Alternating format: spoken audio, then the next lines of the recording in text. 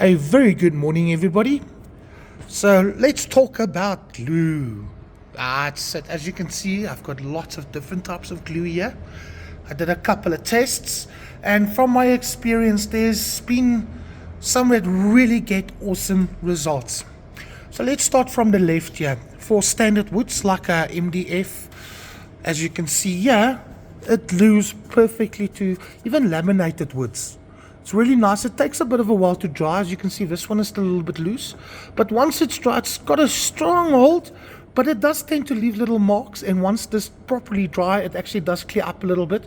So try and use the wood glue to an excess, not too excessively, because it does leave marks, but standard wood glue for all your laminated woods like these, even the standard MDF and super wood, that works perfect.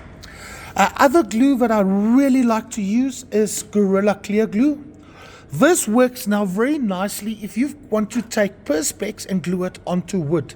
As you can see here, it's still a little bit wet, but once it's dry, it's got a very strong grip to it. So, and it doesn't leave very ugly marks. So use it also don't use it excessively, but use it nicely.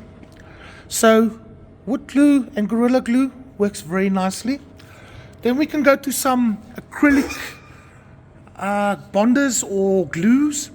I really like the Magma Bond range from from Maisie's Plastics. As you can see, you get different consistencies. I really like the Magma C1. It comes in a small little container, but unfortunately, as you can see, it takes a while to dry, and this one is still not 100% dry, and it leaves very ugly marks. But I can assure you, once it's dry, you will get a very strong grip. As you can see, this one here, it's got a super strong grip, but it does leave ugly marks. So my recommendation is you use the C1 or the C range when you can hide the glue marks, because it's got a very strong one. I tend to use these two, the C1 or the C3, on trophies where I can actually put a little felt at the bottom and hide the glue marks. But now, say for example, you are doing what we call display boxes, where you cannot have ugly marks like this.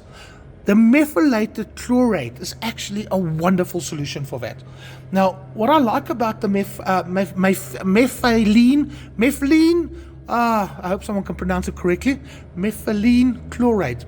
It's a very watery glue, but what's nice about it is you can use a little brush to paint it on, or even use an injection needle like this one, where you suck it up and then just slowly drop it onto there, and it gives it a great bond.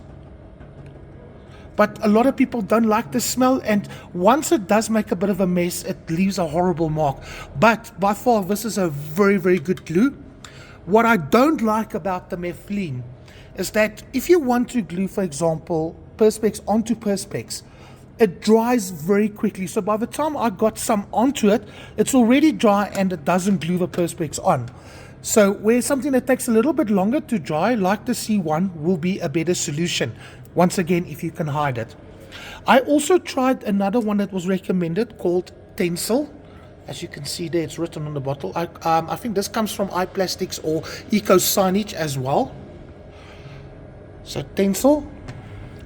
What is nice about Tencel, it does dry, it holds glue, but it makes marks. And especially if it's old, you see that it leaves these stringy little marks all over the perspex. And it does take long to dry. As you can see, this one is still loose. Look at this methylene chlorate, how quickly it holds the perspex. Then another one, once again, Gorilla Clear Glue. This is a nice applicator bottle. You even get the one that's got a small little brush on it. That works just as nice. But unfortunately, hiding the marks is not that easy. As you can see there, look at those wonderful marks. So if you can hide the glue, Gorilla Clear Glue works very nicely, especially if you want to get woods onto acrylics. As you can see, it's taking a bit of a while to dry, but once it's dry, it'll stick nicely there.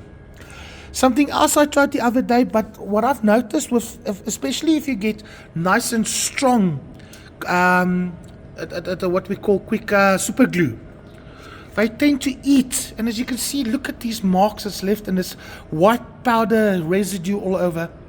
And as you can see, super glue that dries, supposed to be drying quickly. You'll see here, this one's, it's actually taken a bit of a grip now. I see. There we go. So it does hold it, but yeah, it leaves horrible marks and that white powdery residue that goes everywhere. I will not recommend super glue. But as you can see, once again, Gorilla Clear Glue, if you want to get perspex onto woods or woods onto woods, works as well. But by far, standard wood glue like this for any of your wood sources works just as good, and it's a very nice applicator. Perspex glues, your magma bond raised from Maisie's is very, very good strong glue, but it does leave marks. So you need to learn how to hide those marks or use it on perspex that you don't really see it. But by far, I must say, the methylene chlorate is really my favorite. Only drawback is that it does dry very quickly, so you got to work with this very effectively. That's why the injection needle is actually a very nice tool. Only problem with this is when you start doing complicated boxes and stuff, you can't always get your hands in there. But yes, definitely that. The Tencel, not my favorite because of the marks, and when you take the brush out, it leaves all these stringy parts all over. But yes, once again, Gorilla Clear Glue for woods and acrylics. As you can see, it's actually a nice little bond there. And then by far, the methylene, I must say, the methylene has won this challenge by far, definitely. But the E2, the C3, the C1s, they work just as well. And I hope this video helps you guys a lot. Sorry, I didn't try and make them fast, but I don't want to rush through these videos. Okay, thank you for all your support, guys. Please do like and share the video.